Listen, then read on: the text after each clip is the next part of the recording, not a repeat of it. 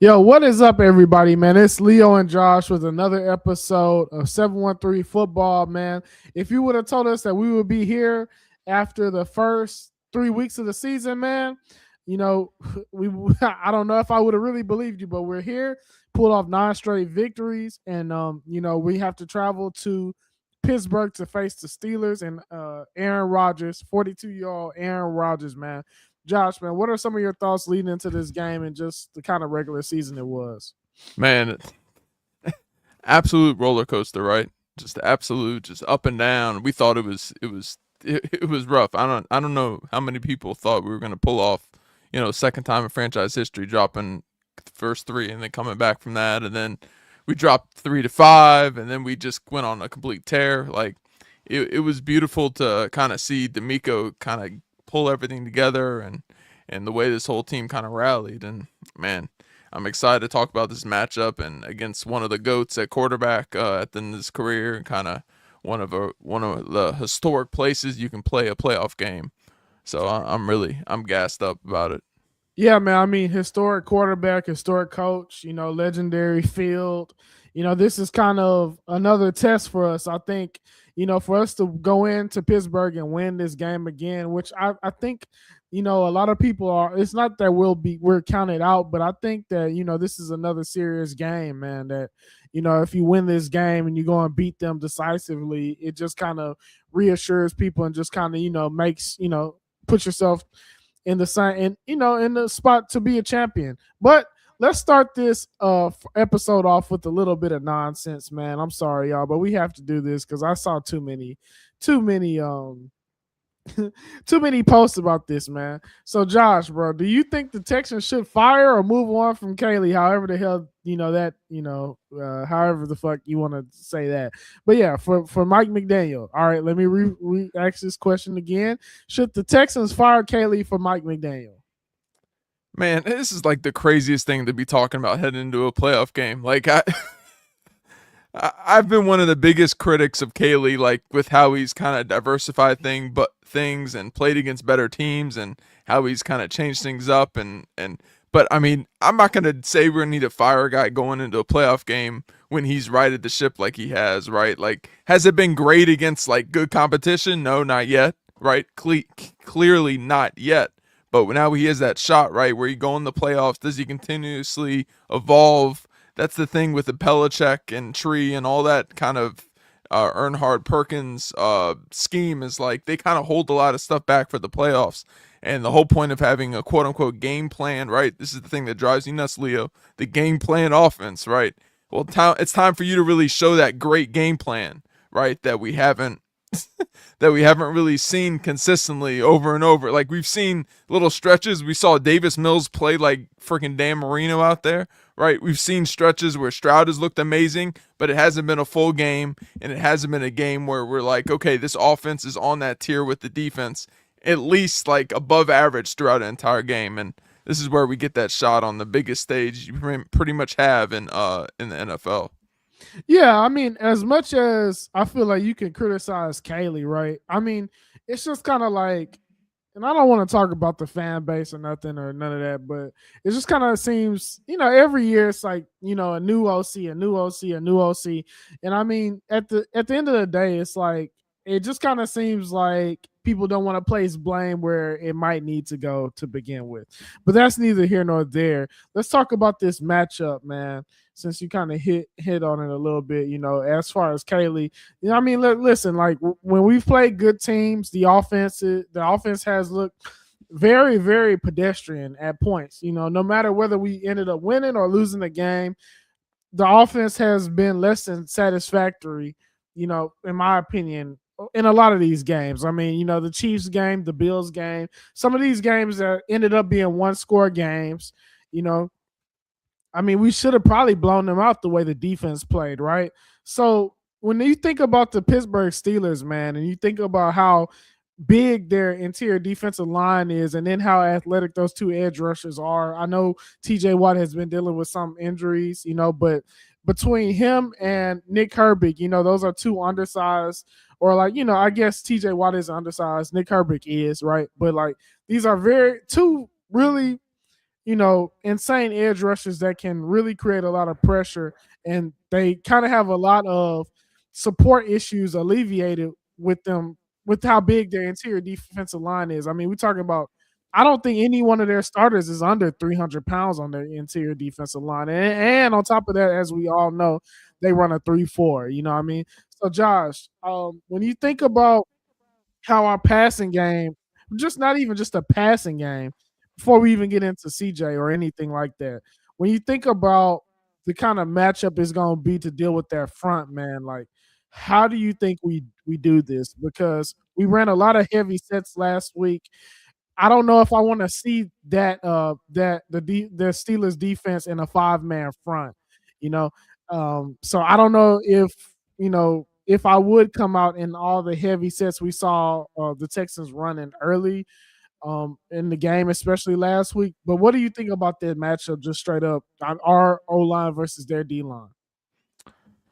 I mean, thank God we kind of went to bigger offensive line in general, right? Because this would be like worst case scenario kind of matchup if we were last year, right? Because we just weren't big enough and physical enough. But now, hopefully, we get Trent Brown's like 100% back. Hopefully, he's out there and just feeling great, right? And then you got big boy Ursary on the left, right? And you got Ingram and Andrews, and then you got Titus in at left guard. You have enough size there to kind of at least stalemate them, right? There are some like Cam Hayward, watching him out of that damn frog stance where he just like bench presses dudes for a living. And then you got Keanu Benton, who's one of my favorite dudes coming out of the draft a couple of years ago.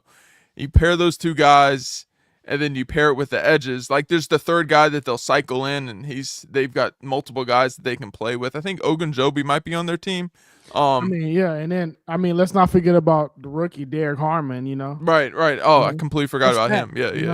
Yeah. Right. I get so hot and bothered with like Hayward, and so you have that setup right, and we think like going in, okay, we want to stay away from their 5-man front, but man, because they're so big, like we're gonna have trouble. I think even running against their like 4-man sets if they go into nickel because they're so big and physical inside. Like this is gonna be a big Ed Ingram game. This is the game where Ed Ingram, that right side of Ingram and Brown, the law firm of Ingram and Brown, have to really do a great job because you come out and you're like, okay, this whole offense, this whole resurgence was built around Woody Marks kind of elevating, right? Was built around the run game and was built around making everything where they can't just sit back and just take away that short stuff.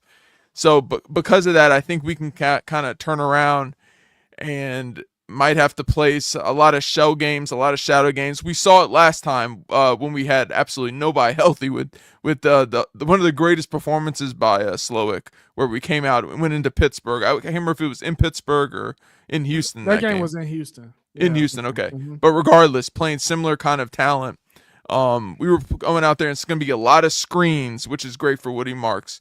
A lot of misdirection. They're going to throw some tight end screens to Schultz, and I think this has to be a game where hopefully they've been holding off.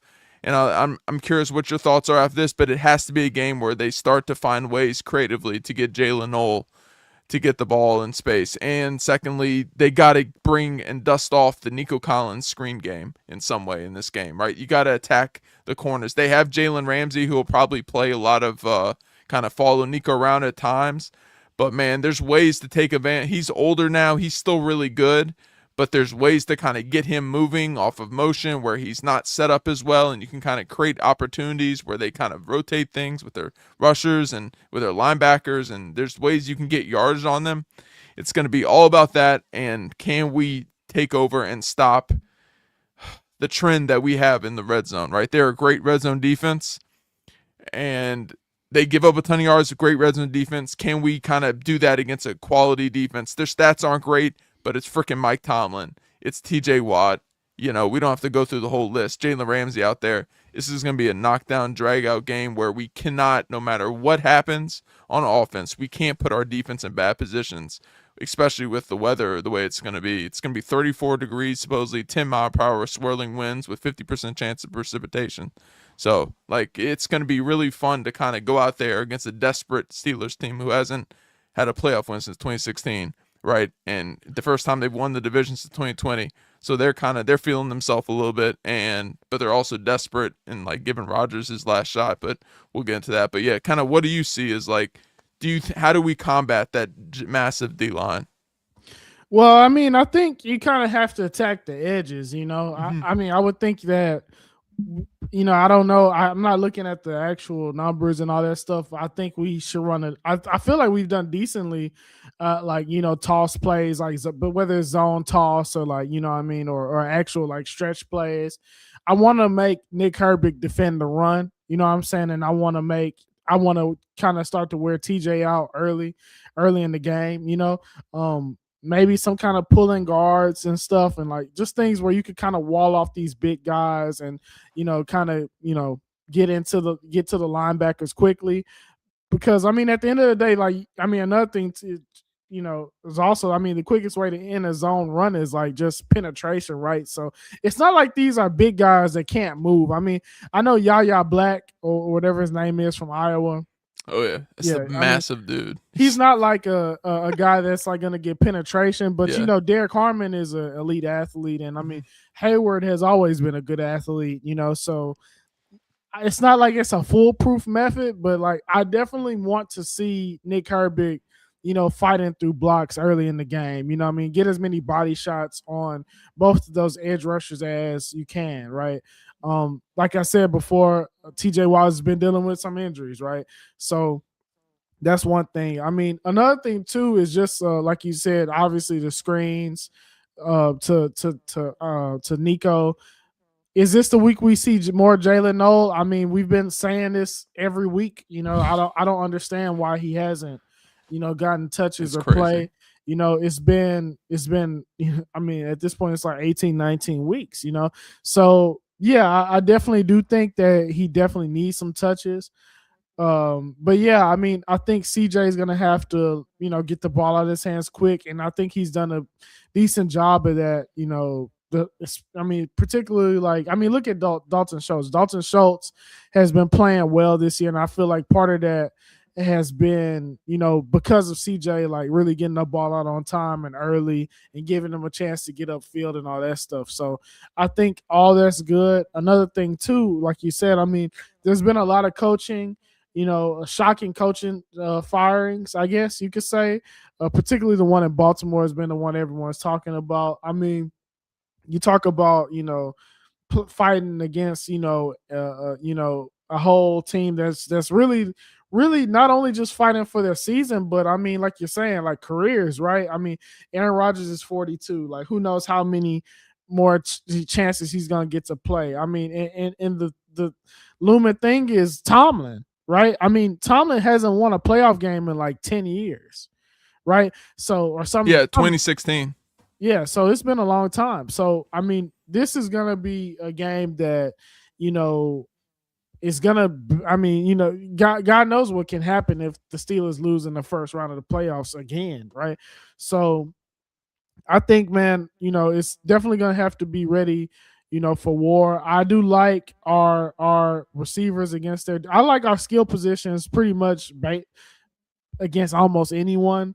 I do think that our O-line versus their D-line, you have to give their line an advantage, and honestly at this point we just got to give ourselves a chance to win, right?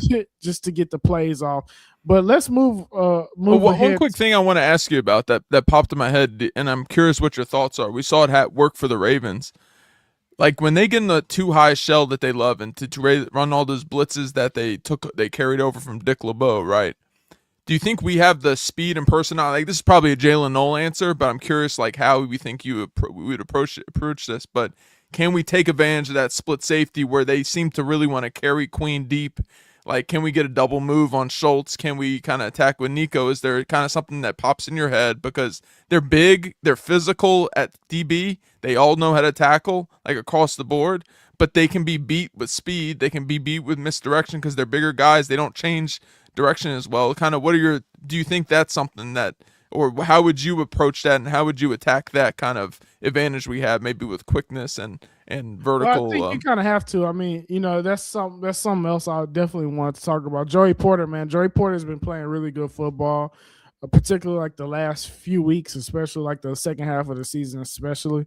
Um, so yeah, I mean, but you know, he's and I guess you could almost say he's similar to Jalen Ramsey type guy, right? He's a big 6'2", 200 some pound corner, right? And I think as we've even seen with Stingley at times, these bigger corners that are built to like really just defend the boundary, you make them, you make them kind of defend guys that are smaller, and you never, that's kind of been those types of guys' weakness. So I definitely think between him and another one is Christian Kirk. I think you Mm-hmm. go out and you make a move to get Christian Kirk 4 times like this. I mean, he's a veteran. I know like his playoff experience, probably I think he's only probably has one playoff game, or at least maybe two. I can't remember if he was on the Cardinals when they went to the playoffs. I know he was on the what you call it, on the Jags, right? But obviously it's not like he's like someone like Julian Edelman with this extensive playoff resume, but he's a veteran, right? So I think in a game like this could be something that, yeah, definitely think we're gonna have to take shots for sure. In terms of like attacking the seam with Patrick Queen running, I guess like a deep middle third, I guess, or Yeah, it's like a Tampa 2 yeah, drop kind of. however you Yeah. want to say, Yeah. but yeah, I mean, yeah, I think you kind of have to, you Yeah. know. And I Um, think oh yeah, go ahead, sorry. I mean, we've seen attempts at that, particularly that I can't say we've missed a lot of attempts at that type of coverage this year. Mhm. I think we actually missed one in the Jazz game that basically would have ended up with one of those games. I can't remember. Early in the year, there was a damn near touchdown play that was missed, and we would have ended up winning that game too if that play was made. But anyway, yeah, I Yeah. think you have to. I don't think Queen is a factor to where you just say I'm not gonna even try that. Obviously. Right, right. And I think the best way to do that, we saw it with the Ravens, like they did it off of play action. They got Derrick Henry going, and that's what opened up those like wide open things to Zay Flowers over the middle. We can do similar stuff with Nico, the way he can vertically stretch stuff. I think that's the only way you're gonna, because they're gonna come out. They're not gonna let Nico beat them consistently. Like Tomlin's too damn good about that, so you have to be really sneaky and creative, moving him around, finding different launch points. I'm sure Kaylee will have multiple options of that going into this game. Yeah, man. So let's talk a little bit about our defense versus their offense. Now they have invested a lot in the offensive line via the draft, right? They got McCormick, Tim Frazier. Shit, I mean, that's 2 picks right there. What's the tackle's name? Is Fatanu playing for them? I haven't really. Dylan. So it's Dylan Cook and Fatanu are the Yeah, two Fatanu. tackles. Yeah, right. Yeah, yeah. So they've invested. I mean, they kind of have a revamped offensive line, which is great. I know that a lot of people wanted to see some of those players on our team, right? But that's not how the cookie always crumbles. But yeah, man. So honestly, when it comes to that, when it comes to our defensive line versus their O line, I'm not really picking any offensive line in the league against us. I think that with our edge rushers and with our depth players, like I think that we will eventually overcome any offensive line as long as our defense isn't on the league, isn't on the field for like a million minutes. You know what I mean? So the only thing that I do think though is that when you factor in their 12 personnel sets, man, with Darnell Washington, who essentially is He's out for the year. oh fuck. Well, I almost like I almost celebrated that, but that's terrible. Yeah, He man. was injured like one of the last few. Yeah, I saw that Yeah, too because he wasn't out there versus Baltimore. well, He, I mean, that was something I was scared of, man. I can't believe I didn't hear about that. I guess he's not like he's not like a household name, I guess. So, but he's a guy that changes game plans. So yeah, I mean, with him being out, I think that that's one less thing we have to worry about. Unfortunately for him, but I think Josh. So, what do you think? I mean, we always talk about running in between the tackles on the Texans. Obviously, nothing really is gonna be a big deal running outside. I think between Will Anderson and Daniil Hunter, the edge is always set. Do you think that this is a team that can actually, take advantage of our smaller interior defensive line? 1 second, my computer is what the heck? All You right. keep talking. Yeah, I'll yeah. be right back. So yeah, when I think about their interior defensive line, let me just pull this up real quick. NFL Pro. Yeah, I mean, I just kind of like with our interior defensive line being so small at times, like and our it hasn't really reared its head at all this year. Maybe a couple times in the Seattle Seahawks game, maybe a couple times in the Jaguars games, but I just feel like sometimes teams aren't willing to attack us there, and I don't really expect them to be great at running the football on us, but I definitely think that as the game goes on, if our offense is not giving us anything like they have at points this year, like whether it have been the against like the Chiefs, for instance, when we had like a -2 yard quarter, in the third quarter, we literally finished that quarter with -2 yards. I think that this is a type of, you know, team that can take advantage of that. And I feel like there's parts of the Steelers game against the Ravens that I saw that, when they weren't able to capitalize on offense. I feel like there was a couple times the Ravens should have, extended the lead, or extended the drive, and they didn't. And Aaron Rodgers was able to come through and make a couple plays, right? I think that, we have to play complementary football. And I think the more opportunities that we are able to, like, give our defense and like actually being on the sideline, the more and more effective they will be. But let's go ahead and look at some of these comments, man. So keep Kaylee. I agree. You know, Brandon also says, I'm worried about Lassiter's injury is worse than we think. Man, I'm I hope not, we'll see though. I know he's resting, but I think he'll be okay. I mean, I know the Texans aren't always completely transparent, about injuries, but I think that's kind of just standard procedure, man. He got hurt the second to last game. There's no reason for him to play the last game because he was coming off an injury, and I mean, practicing, like, do we have to play the Allen Iverson quote about practice for Kamari Lassiter? I mean, the dude, I've seen, actual NFL people say he's a top 5 corner right now. I'm not worried if Kamari Lassiter isn't playing in practice before a playoff game, man. So I understand why you are worried, but I don't really believe that there's anything to worry about. All right, so Josh, do you think that the Steelers are going to be able to run the football between the tackles on us consistently? Yeah, sorry about that, guys. My computer was trying to self-destruct, so we abort. I was able to abort that and get that figured out. Yeah, I think this is probably one of the most interesting parts of the game is kind of how they're going to combat our edge rushers.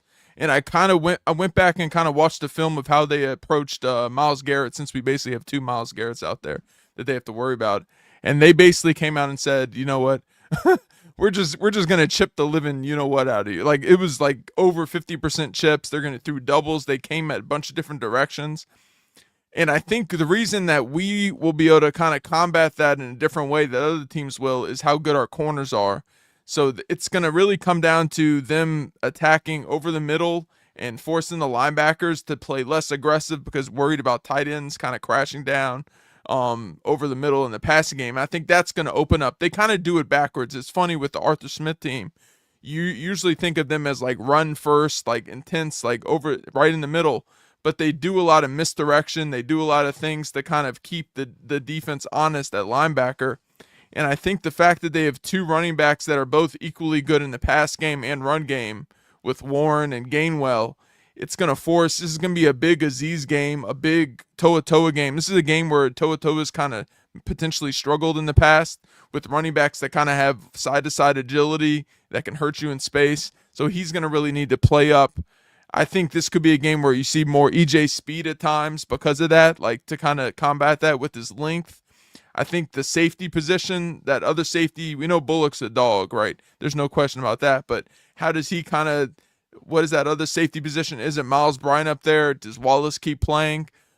Seems like Wallace is going to be playing more, but like how are they able to take advantage of? That's kind of our maybe our one weak. It's quotes like weak situation, but and does that double team, does that chipping action? And I'm curious what you think if all that of their ability to kind of neutralize us in the pass rush off the edge and attack us in that way, and the fact that our run defense is kind of built around those two guys, kind of setting things up. If they're able to kind of collapse things down, does that kind of weaken or kind of put our interior defensive line against their bigger, more physical offensive line? Does that kind of put us at a disadvantage a little bit?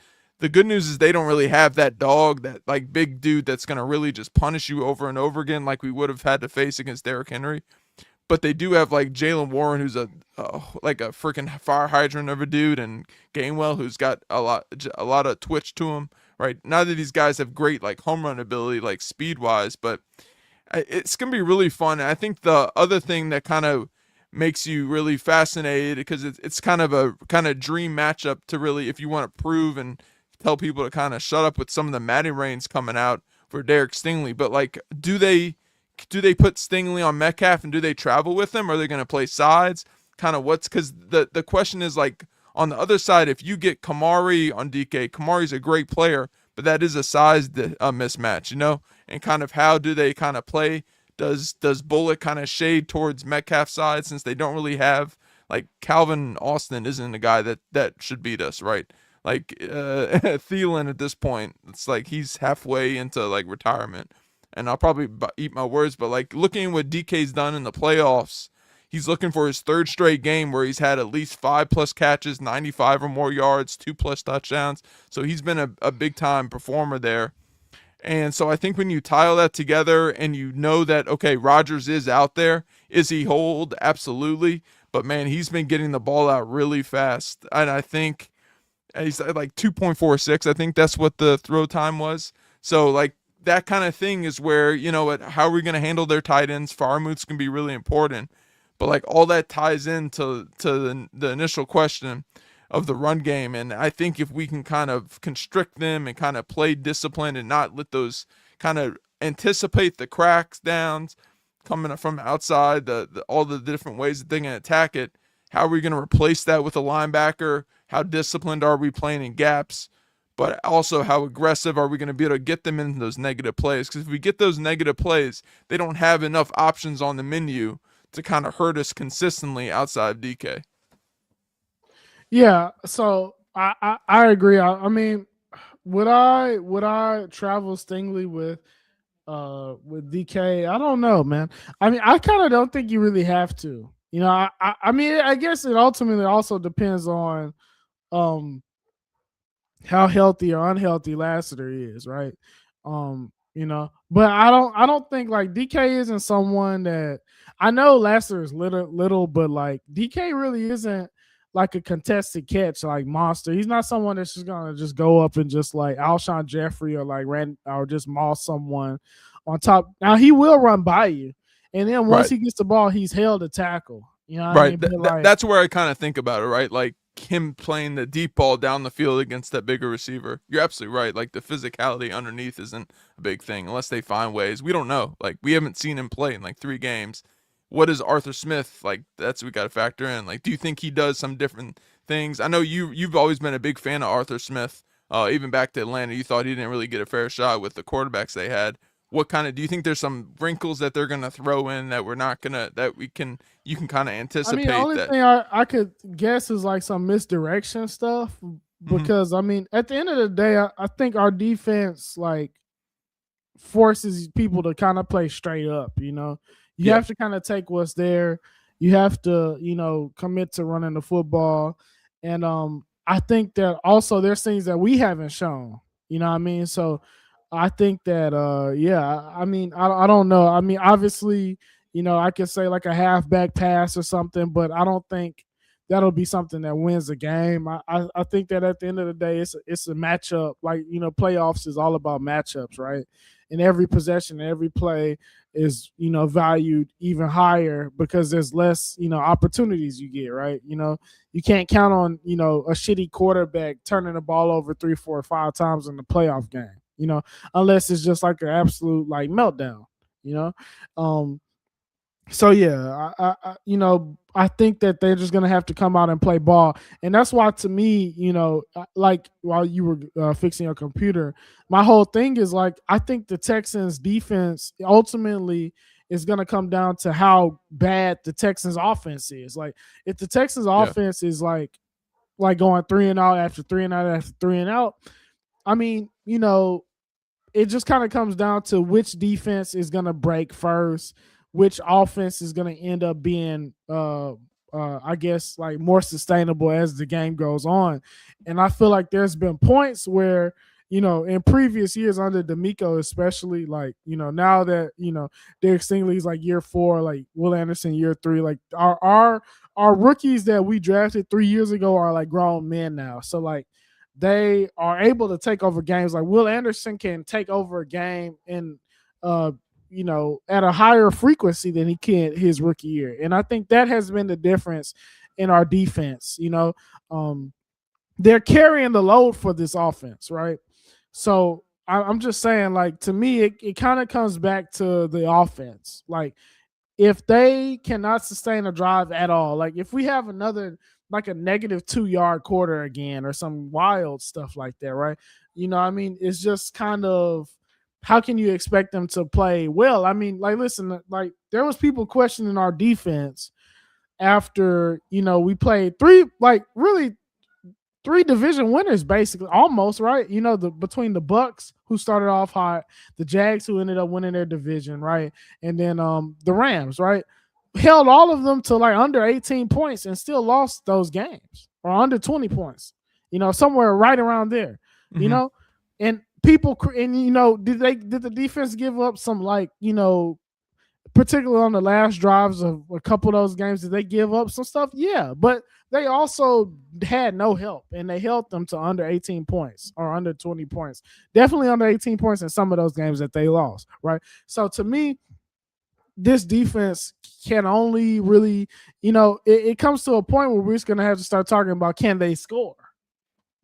Yeah. So I think that they're going to at least give us a chance to be in this game.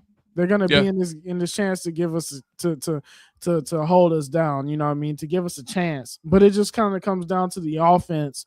Like, and it's not even saying like we have to put up like a certain amount of points. Even can you just make it to where they're like we're winning field position most of the game, just like Yeah. little stuff like that. You know what I Yeah. mean?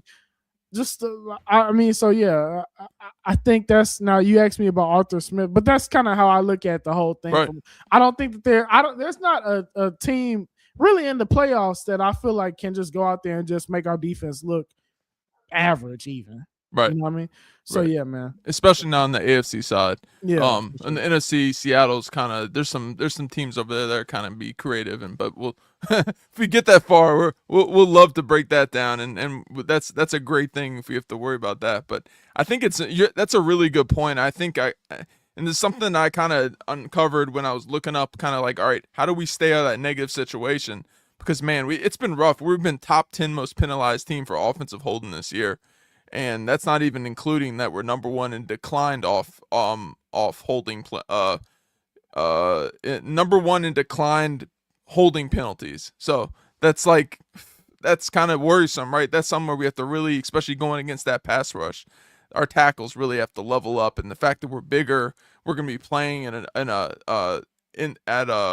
Pittsburgh, where it's going to be harder for our offense to communicate, especially against those edge rushers. It's going to be interesting how those big guys are able to move out there.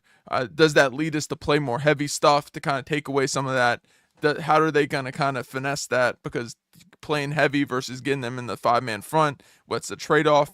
And then you look at the other side of it, like in terms of this recruit, the cool thing about this officiating crew, I know this is the thing that everyone's always thinking about. Okay, are the refs going to screw us, right? Now, this is one of the few crews this wildcard weekend that actually has a complete crew they're used to working together for the most part. They've got one addition from the Sheffers Eck crew, but this is Craig Rolstadt's crew in entirety outside of one guy. So that should be good in terms of continuity and communication. But man, you look on the other side, and the Steelers are a team that just don't really screw themselves over like the way that we've done like previously, especially at home. They're 32nd in offensive holding penalties at home games, the best in the NFL. So I think that's something to really look at. Roll stat in general is kind of middle of the road, 13th or 15th, depending on holding versus declined holding penalties. So he's kind of middle of the road. It's 13 or 15th of 17, so it's really low. Sorry, I misread my stats, right? And then you look on the other side, like one thing to look out for on our defense, they're number one in the NFL in offensive pass interferences. So that's something that we can take advantage. They love to, you saw in the Ravens game, if y'all watched that when they played, there was a ton of offensive pass interferences to look out for. And they love to run the pick plays and kind of create misdirection and kind of run guys into guys. And you think they'd be better at it because there's a couple times it was so damn obvious out there. They didn't really sell it great. But I think the other thing that's kind of interesting, and this plays well in our favor, assuming that this is assuming CJ takes care of the ball, right? Because they turn the ball over, but not as well as we do. The roll stat officiated contest this year, so the games that he's officiated, have averaged more turnovers per game than any other officiating crew in 2025. So they kind of lit these guys. They're not canceling out a lot of these penalties that are going to get rid of turnovers that you see, and just kind of the way they manage the game allows for more turnovers, and it allows for defenses to kind of run wild a little bit, which should be good on our defensive side of the ball, but is something that, man, CJ has to really be. This is a big game where he's just really, really careful with the football and really just kind of taking what's there, and it puts even more and more pressure on Kaylee to get him really easy looks and simple looks and keep him in rhythm and keep him balanced and really kind of go back. I hope he goes back and watches that Bobby Slowick tape. I hope he kind of doesn't get kind of whatever in his feelings and stuff about like looking at the previous OC's tape and everything. But if he goes back there, looks how they attacked it, I think that's a chance for us to kind of take advantage of that. And one other fact, the only other thing I saw that was kind of interesting, actually two things. Texans defense is number one penalized for illegal contact. So that's something that we've got to kind of keep an eye. Are we going to give them free yards? And they're also number one in beneficiary defensive holding. So we're also taking advantage of that when other teams are grabbing our guys. So I think when you tie that all together, and the last thing is like the last time Pittsburgh won a home playoff game, it was roll stat officiating. So that's something that we can break as our team. I know it's a lot, but I know people love to kind of see the officiating angle of it and kind of how all that kind of ties in. But man, do you want to kind of get into your predictions here? Or you want to run through? Is there any other comments that you want to hit on? No, can you kind of talk about it? I mean, so will CJ remain undefeated? Oh yeah, right. In this wild card round. Man, I mean, I think he's played. I think he's been. I'm gonna be honest. In my opinion, he's been inconsistent this year. Like there's games where hell, even like.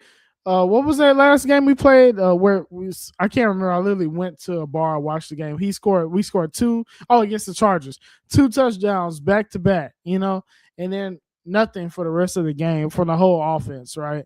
Basically, two. I think I can't remember how far the field goals were. Now like this defense. The thing about Pittsburgh, like they have a bunch of like scary players, and also, it's a brand new season, right? So a lot of these defenses, like we've seen some defenses be kind of middle of the road in the regular season, and then in the postseason, it just a switch flips. I mean, I feel like there was a couple Patriots teams like that back in the day and stuff like that. This is a team where I'm looking at their pressure ratings and I'm looking at their time to throw that their defense forces. It's not really that crazy. They're like basically around 20th, but the thing is that it's just like any given game with those type of guys on the field, anything can happen. And honestly, I think that I think our ceiling, the truth is I feel like both of the ceilings of these teams have not really been reached, honestly. I think that the Steelers probably haven't played their best game, best game imaginable. And I know for a fact the Texans haven't, because if we would have, we probably would have put 45-50 on the Chargers. We probably would have ended up blowing out the Chiefs, right? Like we probably would have ended up, really having a statement game because of how the defense did play. The defense gave us ample opportunities to really expose a bunch of playoff teams. So like I said, I think that I'm not gonna put a score on this game right now. I guess I'll let Josh go if he wants to say that. But I'll just say that, I do believe we have a strong chance of winning this game 100%.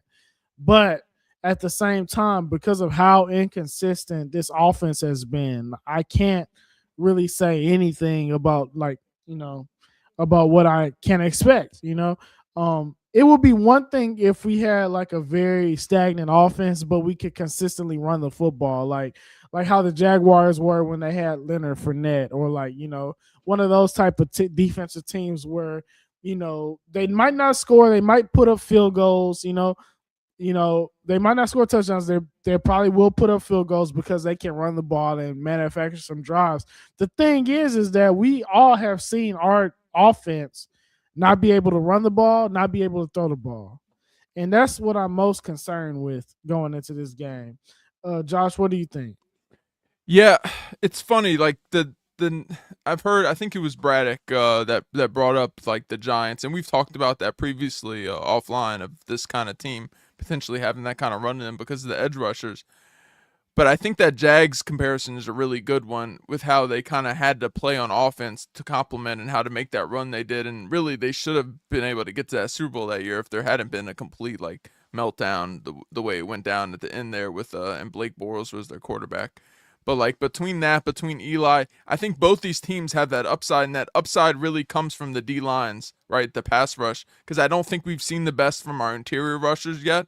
I think there's another level where we can get with those guys, with how good these edge rushers are, and I don't think there's the level we've reached yet in terms of like across the board the receivers and really implementing and taking advantage of guys like Kirk and Noel out there. And we just haven't seen a game where either of them have really broken out consistently in a big way, and I think both of them have. I mean, I know we had the big play to Noel last week, against the Chargers, and we had the big play to Higgins, but it's a thing where we'll hit this one play and then it'll just kind of disappear for the rest of the game. Like they'll move away, they'll get something good, and then they'll move past it, and there won't be that consistency over and over. And I think this game comes down to Buddy Marks, When you think, my bad, cut you off. No, go ahead.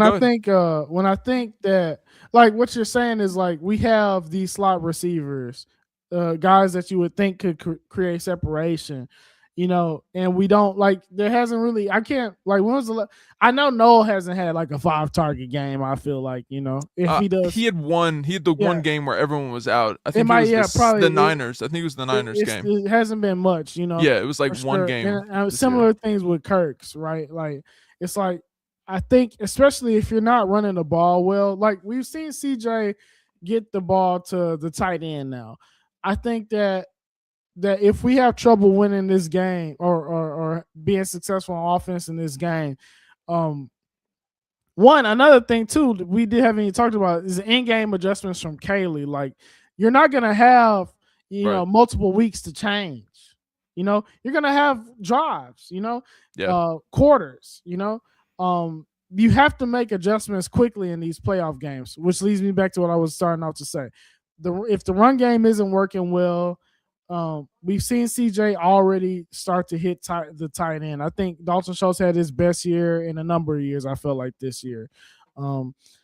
But, if we are struggling running the football, Kirk and Noel, our slot receivers have to, one of them has to have at least 5 targets or touches or something, whether it's jet sweeps, whether it's, stuff like that. They have to be able to run they have to be able to get the ball in their hands and be able to get upfield and make plays in a similar way to Dalton Schultz, because essentially all I know, a lot of people in Texans Twitter are just, might not understand the similarities between a tight end and a slot receiver. They both kind of have access to a lot of the same parts of the field in the pass game.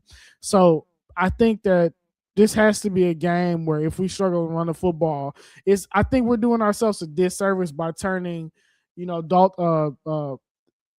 Noel into a receiver that is only, monumental running like 50-yard routes, like deep shots, and obviously Christian Kirk too. Like we have to be able to sustain drives. So I guess even a simpler question is like, do you believe that the Texans will be able to continuously sustain drives against this Steelers defense? Because if they are able to, like, if the Texans are able to string along first downs this whole game, even if we don't, a lot of these drives don't finish in touchdowns, we will probably win by 10 points, around there. My Yeah, bad. yeah. I mean, no. I mean, it's the two-sided thing. Like we've seen it against good defenses, especially at the beginning of that Denver game. We were able to move the ball, but they were constantly kind of squeezing, like tightening their grip on us. Like once we got down to the red zone, and I think that's where it's going to come down to. I think we'll be able to move the ball. We can kind of play when you get these bigger corners in space. They're going to have to give up something, and a lot of times with the way this defense is built, they kind of keep everything in front of them. They don't want to give up these big plays as much, right? They give up a lot of their big plays over the middle more, right? Kind of on, or if like, I mean, there was that fluke thing to last against the Ravens where the corner fell down against I think it was Austin or Zay, one of the two on this. I think it was Austin, but like I think a lot of double moves is the thing we got to attack with, and I think the big time it comes back to what you're talking about, the interchangeability of players, but that can attack similar areas of the field. I think this is a big Woody Marks game in the pass game. I think it's a game where you have to use him, and hopefully he's fresh coming into this game, where you can use that extra day of rest coming into Monday night, and you kind of attack him kind of in that slot, either in the slot position if they're moving Ramsey around to kind of compensate for Nico, or if they keep Ramsey in that position, can you attack the linebackers? Because I know Wilson is a good athlete, and so is Queen. But in reality, they're still linebackers, right? As good as they are, and we've both seen, at times with Queen where he can kind of take the cheese, to take a quote from Sean Payton or from Bill Parcells. Like that's something we have to do. And can Caley really show that maturity that he hasn't really kind of consistently shown yet, of kind of building throughout a game and building a multi-layered game plan that says, okay, we get these plays early like we did against the Chargers, and now we have our next phase. Like I know we have our first 15 and these things are great because we created them and all that, but what is our plan now? If this works, we do this, and if this works, we do this. Like, is there that level of chess playing that we can do that can help CJ and put him in situations where he can attack the middle of the field, get them. It's crazy to say because we've been yelling about all year about like getting them down into single high situations. I think in this game you can kind of attack between them because of how they're willing to kind of blitz. Can we find ways to kind of neutralize those edge rushers so they feel like they need to start blitzing more, so they don't have to just sit in 4-man rush or just sit in 5-man rush with their 3 defensive linemen and kind of come after us?